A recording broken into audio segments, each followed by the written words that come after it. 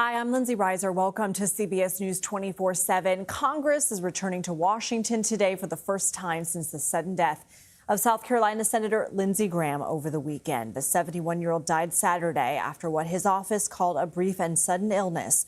A medical examiner's preliminary findings suggest the cause was aortic dissection, which involves a tear in the main artery from the heart. Graham had just returned a day earlier from his 10th visit to Ukraine, where he met with Ukrainian President Volodymyr Zelensky. South Carolina Governor Henry McMaster is set to appoint the late senator's sister, Darlene Graham Norden, to finish his Senate term, which ends in January. That's according to sources familiar with the decision. The governor is holding a press conference at 4 p.m. Eastern to announce his appointment. And a special Republican primary election will be held August 11th to determine who will replace him on the ballot for the general election in November. CBS News congressional correspondent Caitlin Huey-Burns joins us now. And Caitlin, we know that the president has thrown his support behind Darlene, along with Senate Majority Leader Leader Thune and South Carolina Senator Tim Scott. What do we know about her? That's right. Well, we know that she was very, very close with her older brother. Graham's parents died within a year of each other when they were young. He was about 20 and she was not even a teenager. He later adopted her and essentially helped raise her. She has appeared in his campaign ads speaking about that time that he stepped in to really help her, and they have been so close ever since. We've been seeing video today, for example, of her standing by his side as he was being sworn into the Senate. So this is a notable pick because it's entirely unconventional. She hasn't really been in the political space, but this comes at a time where there's really not much time left in this Congress, if you think about it, Lindsey. They are here for another few weeks, then they are recessing for the month of August. They'll come back in September, then recess again for the month of October because it is campaign season. And Graham's term was supposed to end in January, so he would essentially have the rest of this year. He was running for re-election, so that's where things get tricky here. The governor is going to appoint his sister, Darlene, for the remainder of his term, but it's not expected that she would run for it full time or in the long run. So this is really seen, Lindsey, as a placeholder appointment, someone who can come in and kind of absorb his staff and be able to kind of work with South Carolina and kind of tend to the office that way. But by no means does she absorb his committee assignments or his chairmanships. He was the chairman of the Budget Committee, which, as we've talked about before, is such a key committee up here. He was supposed to be shepherding through a third reconciliation bill in this Congress in that position. But the way it works up here is it doesn't mean just because you assume someone's seat, you take on those committee assignments. Those will be delegated and discovered and kind of worked out within the committees and by the majority leader here. But it does come at a very tenuous time here, as we know, and as we've been talking about all day. Lindsey Graham was really at the forefront of major foreign policy issues here and had the ear of the president as well. So this is really seen as a placeholder position before we get to a special election in August, where other contenders are likely to be running. Okay, Caitlin, hang out with us for a bit if you can, because we do want to go inside and take a look at some of the proceedings. The chaplain had just led a prayer session, and it looks like that is continuing. Let's listen. With gratitude, his commitment to the responsibilities entrusted to him and the many ways he sought to serve the people of this country. Give comfort, strength, and peace to his family, friends, colleagues, and all who mourn his passing. Surround them with your presence in the days ahead and remind them of the hope that endures even in the midst of grief. May this time of remembrance inspire us to value service over self-interest, compassion over division, and hope over despair. O Lord, support us all the day long until the shadows lengthen and the evening comes, and the world is hushed, and the fever of life is over, and our work is done. We pray in the name of him who said, I am the resurrection and the life. Amen. Will you please join me in the pledge? I pledge allegiance to the flag of the United States. All right, we will continue to monitor here as we see lawmakers reciting the Pledge of Allegiance, and we just heard a prayer there, including for members of the late senator's family, that they might find peace and comfort in this time of pain. And we are waiting to find out if there are going to be any more moments of silence or moments to honor Graham. Caitlin, if I can bring you in here, knowing that I may have to interrupt you. What has been the reaction so far? Because he was just such a larger-than-life figure there. Was politics itself seemed to always be at the center of Washington and the action within it. Yeah, Lindsay, it feels really surreal to be up here on Capitol Hill today without Lindsey Graham. I mean, as I was walking from our offices in the Capitol over to the rotunda here, we walked through a basement corridor where senators are coming and going into the Capitol. Lindsey Graham was always in that hallway, and you could always find him surrounded by reporters because he was at the center of really every big major issue up here. And so it does feel kind of uncanny today. And there is a sense of just shock across the Capitol today. I was just in the elevator with Senator Moran, who said that he found out about this news while he was on a CODEL. And he and his colleagues are all completely stunned by this news. In no way were they expecting it at all. I mean, Graham had just been in Ukraine meeting with President Zelensky, had been working on a big Russian sanctions bill up here, by all accounts, was moving ahead on these major issues, not only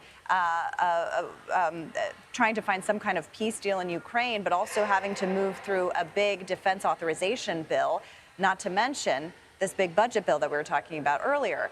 So a real presence up here on Capitol Hill, and you can certainly feel it.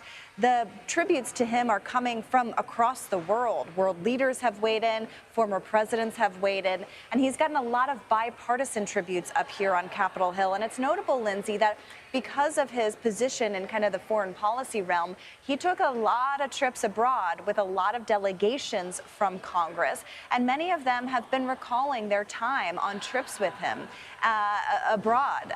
Amy Klobuchar had a really moving tribute that she posted yesterday that kind of went beyond the partisan politics that you usually see and really commending his public service. So you're seeing those tributes pour in. He had relationships with everyone up here, Democrats and Republicans. And while he was a staunch Trump ally, top defender of his and close friend, I mean, the president said he talked to him on Saturday night, just before he died. He also had relationships with Democrats up here. I remember I started to cover him when he was working on a big bipartisan bill that would usher in, they hoped, a big immigration reform. That was a failed attempt, obviously, but something that he was passionate about at the time. So pretty much everyone has stories about working with Lindsey Graham up here. And you're seeing, a lot of his colleagues come back to Washington from this 4th of July recess, just completely stunned and trying to kind of figure out how to move forward, not only the loss of their colleague, but an important member of the Senate. Yeah, I've enjoyed some of the tributes also showing his humor, the lighter side of Lindsey Graham. Let's go ahead back to the floor and listen to the senior senator from Iowa, Senator Chuck Grassley.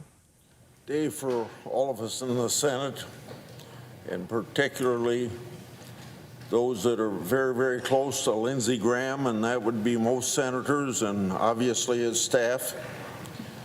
So I'd like to take a moment to honor the life of our fellow Senator, Lindsey Graham. We were shocked by the sad news yesterday of his untimely death. Senator Graham was a devoted public servant. Through his military service as a colonel in the U.S. Air Force and Air National Guard, as well as being elected to office continually since 1992. Senator Graham was a very forceful and quick-witted presence in every room that he entered. His warm nature made everyone his friend, and I feel blessed to be one of them. A few feet from right here is the Senate cloakroom. Frequently, Senator Graham would hold court there, and in holding court, he was making every senator laugh, no matter what the challenge we were dealing with on that particular day. He was infectious in the way he told a story, and of course, there was always a punchline. I was no stranger to being the butt of his jokes. Senator Graham loved to tell people how frugal I was, and that if I were ever to open my billfold, dust and moss would come out of it. I don't know how many times I've heard that. Senator Graham always brought a smile to your face and levity to the halls of Congress. Senator Graham was no stranger to my home state of Iowa, as it's first in the nation for presidential elections in the year 2016, when he announced he was going to run for president. I had the privilege of showing him around a time or two during his campaign for president, and he was a fan of the good people of my state of Iowa, identifying with our shared values of hard work, of faith, and genuine care for one another.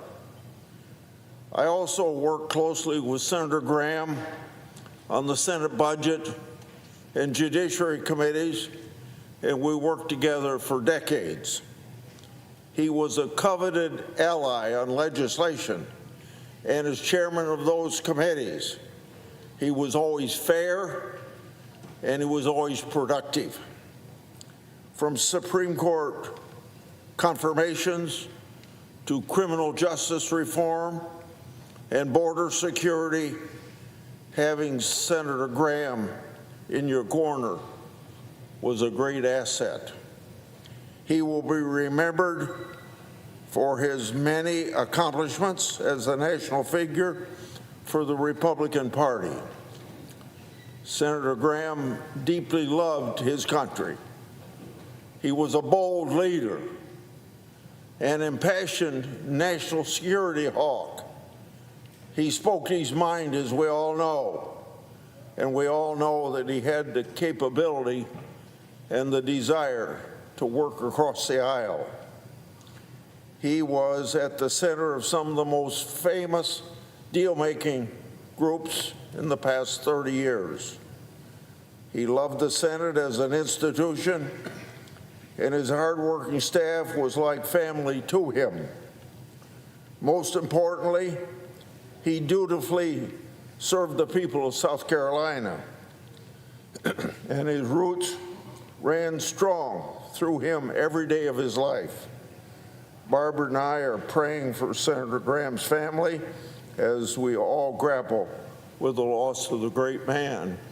And I think we can show our appreciation for the hard work as just 2 days before he passed, he was in Ukraine meeting with Zelensky, and he was announcing that he was going to move forward some very important legislation, putting additional sanctions on Russia because of their invasion of Ukraine.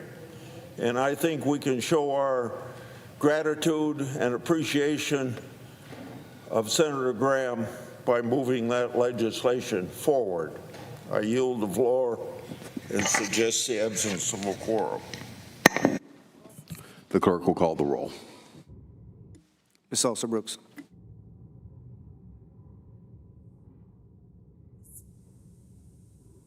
That was Iowa Senator Chuck Grassley speaking on the floor about Senator Lindsey Graham, his friend, his colleague with whom he served on the Budget Committee. Senate Majority Leader Thune is now speaking. Let's watch. Served as chairman of the Senate Judiciary Committee from 2019 to 2021, where he helped confirm a Supreme Court justice and numerous federal judges, the kind of judges who believe in following the law and the Constitution instead of legislating policy from the bench. Most of all, of course, Mr. President, Lindsey was known for his national security and foreign policy work. There was no bigger believer in America's role in the world. He was confident that the United States could be a force for good, and he gave everything he had to ensuring that we would be. He was a friend and defender of freedom-loving peoples all over the world. He stood with the Ukrainian people in their fight against Russian aggression, and he died with his boots on, having just returned from a trip to Ukraine, his 10th. He believed fiercely in the importance of a strong national defense, in ensuring that our country and our military men and women were always prepared to deter and defeat any threat. But while there was always a lot made of his support for American hard power, he was also a big believer in the use of soft power, economic, diplomatic, and political solutions to the world's problems. I was fortunate to travel with him all over the world, including to Israel after Hamas's October 7th attack. And I saw firsthand the work that he did to promote American security and the security of freedom-loving peoples around the globe.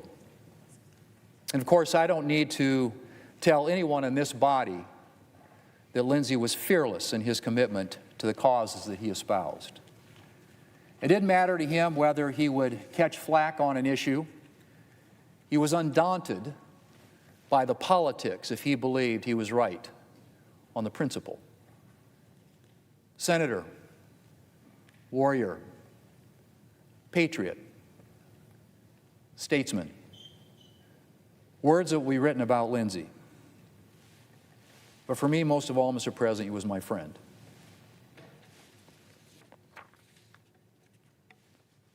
Without friends, Aristotle said, no one would choose to live, although he had all other goods. And it's difficult to count the ways in which Lindsey's friendship made this job richer and its burdens lighter. Lindsey was as loyal as they come and a trusted advisor. I could always rely on him for straight-talking advice. He never minced words or pulled punches. I could also rely on him for a steady flow of humor and encouragement. He always could make me laugh, always. In the last couple of years, he came to South Dakota twice, and twice we sat on the deck and watched the sun go down on Lake Oahe. A familiar scene to me, but new to him. And as the stars came out, you could see the Milky Way overhead, and you could hear coyotes howling and rooster pheasants cackling down below. Lindsey's wit punctuated all of it. And I will cherish those memories for a long time to come. Mr. President, if there is any light to be found in this grief, it is this: that as a Christian like Lindsey, I know that death is not the end. The Apostle Paul writes, and I quote, "Brothers and sisters, we do not want you to be uninformed about those who sleep in death, so that you do not grieve like the rest of mankind who have no hope. For we believe that Jesus died and rose again. And so we believe that God will bring with Jesus those who have fallen asleep in him, end quote. Or as another Graham once put it, and I quote, "Someday you will read or hear that Billy Graham is dead. Don't you believe a word of it. I shall be more alive than I am now. I will just have changed my address. I have gone into the presence of God." End quote. I will miss Lindsey's friendship, Mr. President, more than I can say. We pray for his staff and for his family, whom he loved dearly and who loved him dearly in return. But I am comforted by the knowledge that in the end, he has just changed his address. And that one day, Mr. President,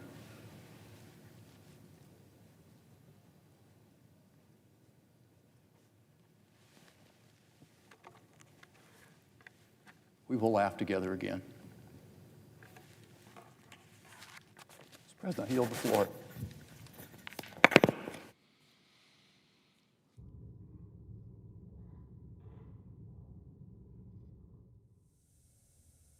What a moment, powerful, emotional moment there from Senate Majority Leader John Thune talking about Senator Lindsey Graham and his friend, saying that he was as loyal as they come and a trusted advisor. Senator Thune said he could always rely on him for encouragement. Let's go ahead and bring back in Caitlin Huey-Burns. And, you know, we often see these people as politicians and larger than life, but when we're hearing these tributes, we're reminded that these weren't just colleagues, they were friends. So many overseas trips together, so much time spent together, and you could hear there in Senator Thune's voice really the pain that he's feeling right now and missing his friend. Yeah, Lindsey, I had the same reaction. Listening to Thune just there, I was really struck by how emotional he got at the end there. I mean, Thune is someone who you see day in and day out, really, you know, just moving through, keeps his emotions very close to the chest and doesn't display them often. And you heard him there paying tribute to not only his colleague, but his friend. You could see kind of how overwhelming this is for lawmakers here. Remember, Graham showed no indication of having any sort of illness. I mean, this has just been a shock to everyone, just given that he was just in Turkey, he was just in Ukraine, he was just here voting on the floor a couple of weeks ago. So this has really hit his colleagues hard up here, and you heard that reflected in Thune's tribute there. And now a lot of hard work has to begin as well. How to fill these committee assignments that Graham had, how to muscle through some of the legislation he was sponsoring, how to kind of fill this void that he is leaving, not only as a U.S. Senator, but someone intimately involved in so much policy up here, and someone who was prepared to essentially be reelected to another term. So just a lot of shock and sadness up here as members are returning to Washington. And you're feeling that, Lindsey, on both sides of the aisle. Democrats giving an outpouring of tributes as well. And I think also what is important to keep in mind is he was very critical of President Trump in those early years of the Make America Great Again movement. He had become and transformed himself into an advocate, a confidant, but we're learning some dribs and drabs, too, of how he sort of managed that relationship and not always necessarily telling the president what he wanted to hear. But what else is notable about how he became, and we heard Grassley say it as well, effective is a word, how he became such an effective politician, leader, senator, representative? Yeah, really, excuse me, Lindsey, it really is interesting to kind of trace Graham's arc here, because remember, he ran for president in 2015 and he had some extremely critical words for then candidate Trump. He rose, of course, to become the Republican nominee. Lindsey Graham dropped out just 7 months after announcing his own bid for the presidency. And he became an ally, but over the course of time. Early in Trump's first term, he kind of made a name for himself in supporting Brett Kavanaugh, really going to bat for him as Democrats were trying to stop his nomination. And there were some powerful moments in those committee hearings of Graham coming to Kavanaugh's defense and criticizing Democrats for what he called their tactics. Graham was also critical of the president, Lindsey, during the January 6th insurrection on this very building. And he gave a powerful speech at that moment as well, saying it was time to move on from the president at the time.